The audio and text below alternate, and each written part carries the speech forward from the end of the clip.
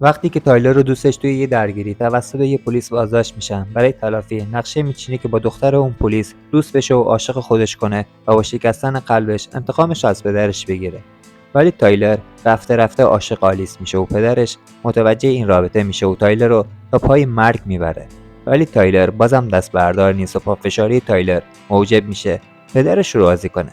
ولی بهت قول میدم هیچ وقت انتظار همچین پایانی رو نداشتی. داستان از مادر و دختری شروع میشه که توی ایستگاه مترو دو تا دزد بهشون حمله میکنن و بعد از اینکه کیفشو برداشتن میرن، ولی بعد پشیمون میشن و با یه تیر مادرش رو میکشن. 10 سال از این ماجرا میگذره. تایلر داره با عجله آماده میشه بره سر قبر برادرش مایکل. تایلر خواهر کوچیکی به نام کارولاین و پدری قدرتمند که رابطه خوبی با تایلر نداره به نام چارلز داره. مادر تایلر چند سال جدا شده و با شوهر جدید خودش اومده اونجا. بعد از مراسم میرن رستوران که دور هم نهار بخورن، ولی با جهر و بحث پدر و پسری تمام برنامهشون خراب میشه. تایلر دوست و همخونه‌ای داره که به شدت لاشیه، ولی از این درونگرایی تایلر خسته شده و به زور میبرتش چند تا پیک بریزه تو حلقش. دو تا دختر بهشون آمار میدن و با هم مست از کلاب میان بیرون. جلوشون برخوردی پیش میاد که به دعوا کشیده میشه. تایلر هم نمیتونه جلوی خودشو بگیره و به اون پسر کمک میکنه. بعد از اینکه همدیگه رو تیکه پاره کردن، پلیسا میریزن و همشون رو کنار دیوار به صف میکنن. دو تا دختر شهادت میدن که تایلر و ایدان کاری نبودن، ولی تایلر ولکن نیست. میگه مقصر اون ماشینی بود که شهر به پا کرد. ولی برای اون پلیس مهم نیست که تایلر چی میگه. وقتی میخواد بهشون بفهمونه و خودش میاد که صورتش چسبیده با ماشین و سر از بازداشتگاه در آورده. ایدان بدون اجازه به پدر تایلر زنگ زده که بیارتش بیرون. آلیس بعد از اینکه مادرش کشته شد، فقط پدر پلیسش نیل براش باقی مونده و توی هر شرایط خوب و بدی همیشه کنار هم بودن. تایلر اومده به شرکت پدرش و یکی از کاسای دکور اونجا رو جای جا سیگاری اشتباه گرفته. اومده فقط بگه خرج بیرون اومدنش چقدر میشه که پسش بده. از اونجا به دنبال خواهرش میره که تا خونه همراهیش کنه. ایدان پلیسی که دستگیرشون کرده بود جلوی در دانشگاه میبینه که داره دخترش رو پیاده میکنه. سری میره این موضوع رو به تایلر میگه. ازش میخواد که باهاش وارد رابطه بشه و تلافی کاری که پدرشون باهاشون کرده رو با شکستن قلب دخترش تلافی کنه. ولی تایلر حرفای چرت و پرت ایدان رو هم نمیگیره. بالاخره راضیش میکنه که حداقل ببیندش. تایلر همین که چشمش بهش میفته خشکش میزنه. به زور دوستش میره که باهاش صحبت کنه. اول خنده میندازه روی لباش، بعد به شام دعوتش میکنه و بالاخره راضی میشه اسم خودشو به تایلر بگه و قرار شامشو قبول کنه. وقتی داره برای شام آماده میشه، پدرش سوال پیچش میکنه که قراره کجا بری. آلیس هم راستشو بهش میگه. قراره با یکی از پسرای دانشگاه بره بیرون. تایلر یه رستوران خفن هندی رزرو کرده. به یه شهر بازی میبرتش و چندین بار یه بازی انجام میده که فقط یه عروسک برای آلیس برنده شه. یه تاکسی میگیره و قبل از اینکه سوار تاکسی بشه لبای همون میبوسه. فردا صبح میره دنبال خواهرش و یه چند ساعتی باهاش وقت میگذرونه. کارولاین سعی داره متقاعدش کنه که بذاره تولدش رو جشن بگیرن. شب آلیس رو به خونش دعوت کرده تا برای اولین بار توی کل عمرش براش آشپزی کنه. ولی نه آشپزی نه توی شستن ظرفا هیچ مهارتی نداره. به نظر میاد اولین بارش داره این کارا رو انجام میده. آلیس بهش کمک میکنه و تایلر روش آب میریزه. ولی تلافی آلیس خیلی بدتره. میذارتش روی شونه‌هاش و میبردش به حموم. شیر آبی رو روش باز میکنه. داشتن لباساشون رو عوض میکردن که خروس بی‌محل پیداش میشه. بهشون اصرار میکنه بیان طبقه بالا و فقط یه پیک بخورن. همون یه پیک میشه 100 پیک و آلیس سر از دستشویی در میاره.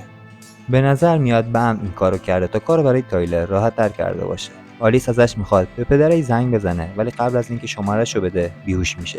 تایلر نمیتونه با پدرش تماس بگیره و پدرش در به در دنبالشه. فردا صبح بعد از یه خواب سنگین بیدار میشه و لباسشو میپوشه و با عجله به خونه برمیگرده. پدرش جلوشو میگیره و علی نه تنها کوتاه نمیاد، به هیچ کدوم از حرفای پدرش هم توجهی نمیکنه. وقتی وصلشون بالا میگیره و آلیس اسم مادرشو میاره، پدرش از کوره در میره و با کشیده تخت زمینش میکنه. همون موقع از کارش پشیمون میشه، ولی دیگه فایده نداره. تایلر از کار ایدان به شدت عصبانی و تلافیشو با برنداشتن میله هالتر روی سینه‌اش جبران میکنه.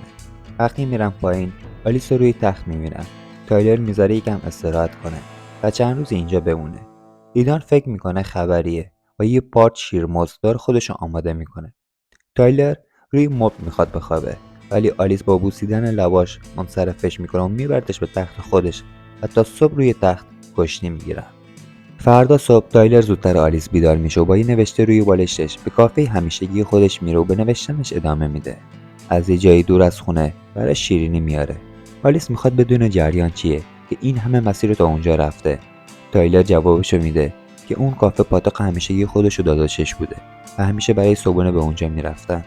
امروز رفته تو درباره یه فرد جدید و خاص که وارد زندگی شده و باهاش صحبت کنه. نیل توی اداره عصبانیتش سر زیر دستاش خالی میکنه. تولد 22 سالگی تایلر رو به همراه خانواده‌اش به جز پدرش جشن میگیرن. کارولاین یه نمایش داره که مادرش میترسه پدرش به دیدن اون نمایش نیاد. به خاطر همین از تایلر میخواد یه راهی پیدا کنه. تایلر اول ناامیدش میکنه ولی بعد میگه من میارمش. میره بیرون و با پدرش تماس میگیره و ازش درخواست میکنه قبل از نمایش کارولاین با هم شام بخورن، اما این بار یه نفرم بهشون ملحق میشه. چارلز بعد از اینکه تولد تایلر رو تبریک گفت گوشی رو قطع میکنه. آلیس یه سر اتاق کارولاین میزنه و تا کارهایی که قراره به نمایش بذاره تماشا کنه. نقاشی‌های فوق‌العاده‌ای که فقط یه دختر 11 ساله کشیده. تایلر به همراه آلیس به رستوران میرن، با پدر تایلر آشنا میشه. سر میز با هم میخندن و شام خوب و تموم میکنن. حسابی با آلیس خوش گذشته، ولی دوباره تلفن چارلز زنگ میخوره و مجبور میشه بره. میگه خودم به نمایش میرسونم. تایلر که میدونه نمیاد دست آلیس رو میگیره و میرن به نمایش. با این وجود اونجا هم منتظرش میمونه ولی نمیاد. به خونه برمیگرده و دوچرخه‌شو برمیداره و با یه نقاشی از چارلز میره به ساختمون اداره.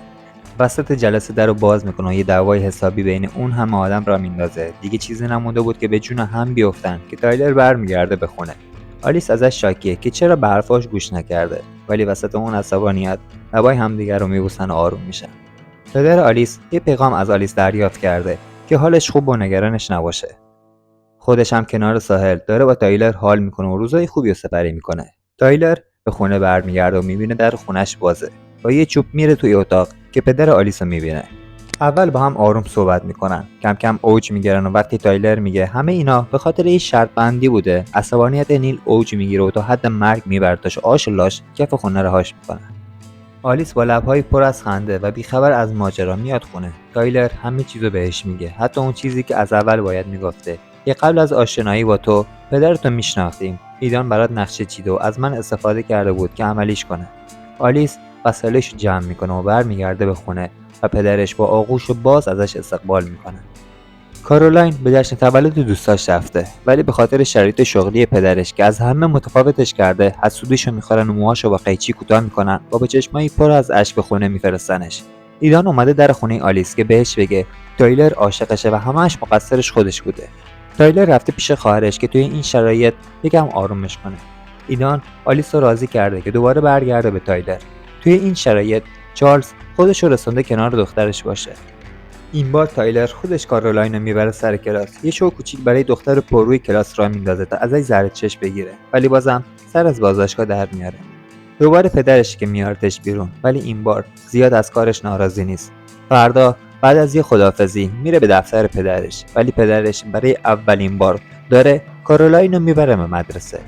وارد دفتر که میشه، پشت میز که میشینه، عکسای کودکی خودش و برادرش رو روی صفحه کامپیوترش میبینه. در حالی که همه رو خوشحال کرده و دیگه خیالش راحته، خودش از بالای ساختمون پرت میکنه پایین و میره پیش برادرش مایکل و فیلم به پایان میرسه. لطفاً برای حمایت از چنل فیلم کلوب لایک، سابسکرایب و زنگوله رو به صدا در بیارید تا نوتیفیکیشن ویدیوهای جدید براتون ارسال بشه. مرسی.